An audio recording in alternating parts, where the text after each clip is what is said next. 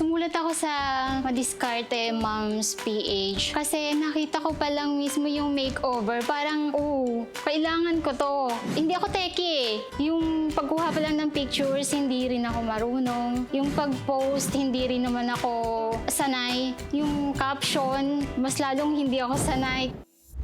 Take your online side hustle to the next level. We can definitely help you guys out with that. This is the show where we share tips and learnings to every Madiskarte Moms racket. Don't forget to hit the like and subscribe button. And click the notification bell so you can get alerts to our new release videos. Yes, and if you're not yet part of our community, nako, napakadali lang sumali. Just go and like the Facebook page of Madiskarte Moms PH.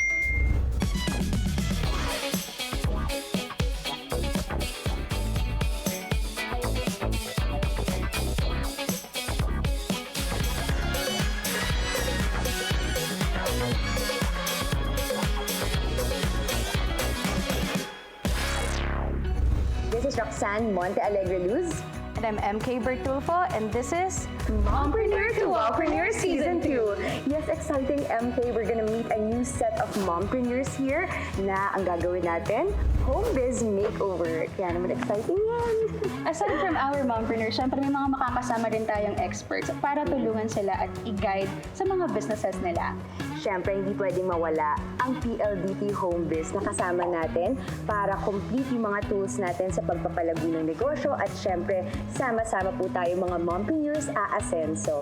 Halos lahat na nga ay nagsha-shift online, kaya perfect na perfect talaga yan, Roxanne. Just like our first mompreneur na nahihirapan kumuha ng customers sa store niya, nag-shift na rin online. Panoorin natin ang story niya. Hello, Madiskarte Moms. Ako po si Lourdes Pastoral, 41 years old. Ang Kurtina at Kobrekama kasi nagsimula sa reselling. Official na nagbukas ang Kurtina at Kobrekama by JL sa Divisoria. Dahil pandemic ngayon, lahat ng mga pwesto sa Divisoria, close lahat. So naisipan ko na mag-open ng online shop. So doon talaga namin kinukuha ang bumubuhay sa amin at sa mga tao ko habang naka-ECQ.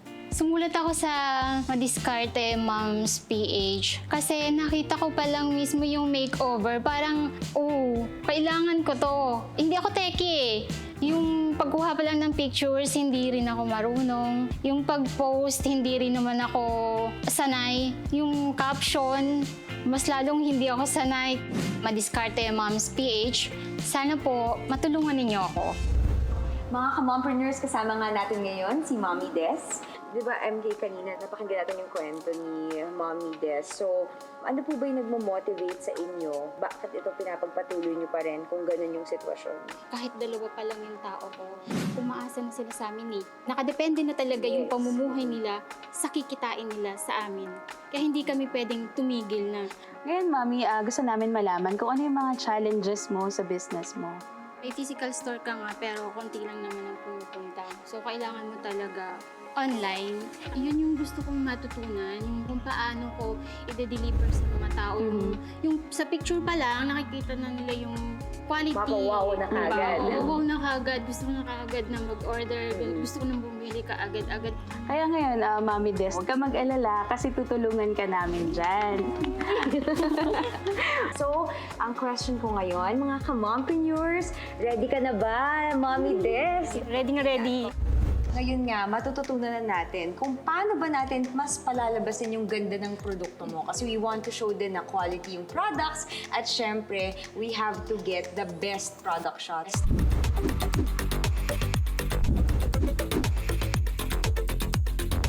Ang una kong tinitingnan, every time nagtitake ako ng photos, yung ilaw. So syempre, hahanap tayo kung saan tayo makakuha ng ilaw. Yung golden hour na tinatawag, pwede mo siyang gamitin as a mood. So kung ang tema mo is medyo dramatic, usually ang mga 12, yan yung mga malalakas na ilaw.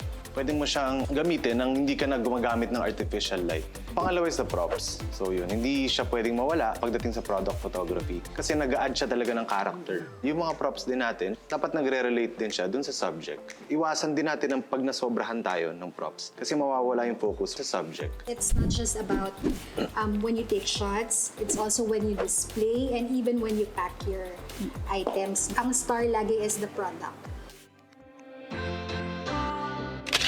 Unang-una po, lagi tayo magpo-focus sa subject. Pwede nyo munang kuhaan kahit the details. Pakita natin the quality of the product itself. Sa akin kasi yung color combination sana. Minsan parang, alam mo yung sasabihin ng buyer, baduy. One trick doon is hanap ka ng common denominator between two fabrics. So, kagaya po nito, may gray siya May dito. gray. So, ima-match mo siya, may gray siya. I-apply mo yung product mo sa mismong ginagawa mo. Kukuha tayo ng litrato na kailangan makita yung application niya. Mas maganda na nakikita mo yung size of the product talaga. Any last tips and message sa ating mga mompreneurs? Keep on shooting. I mean, enjoyin mo kung ano yung ginagawa mo. Advice ko kay Mami, tell a story. Kailangan lang meron siyang human interest.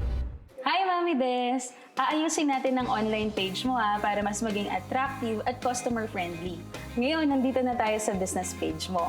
So, dapat ma-improve natin yung description at ma-describe talaga natin kung tungkol ba saan ang negosyo mo at kung ano yung mga available na products at kung papaano sila mag-o-order. So, huwag mo rin kakalimutan ang about section na malagyan ng contact details. And then, kailangan malagyan din natin ng caption yung bawat products na ipin-post natin. At syempre, napansin ko na sobrang dami mong magagandang customer feedback, which is really good at dapat nating i-highlight. Aside from photos, pwede rin tayong gumawa ng mga videos para mas interesting. Nakita ko yung logo mo, hindi ko matukoy kung ano ba yung binebenta mo. Ngayon, gumawa ang aming team ng iba't ibang logo versions. Alin ba dyan yung napupusuan mo, Mami? Mas gusto ko to. Kasi yung light gray and yung dark gray na background dito, na-highlight yung JL. And then kitang-kita rin yung text ng Kurtina at Kobrekama. Dahil marunong ka na kung paano kumuha ng magagandang photos, Mami Des, ngayon naman, kailangan mas strategic yung posting natin.